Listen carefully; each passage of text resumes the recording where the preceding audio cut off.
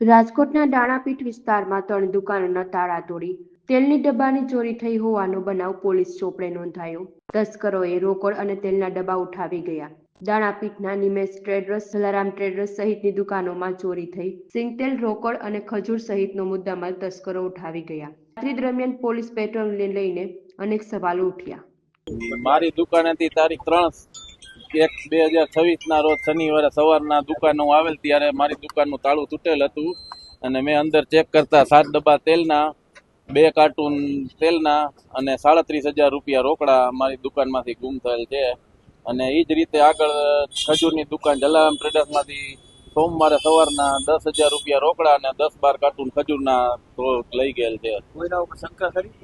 હા, કોઈના ઉપર શંકા છે? ના, કોઈના ઉપર શંકા નથી। સીસીટીવીમાં કઈ દેખાય છે? ના, સીસીટીવીમાં મારી દુકાને સીસીટીવી કેમેરા નથી।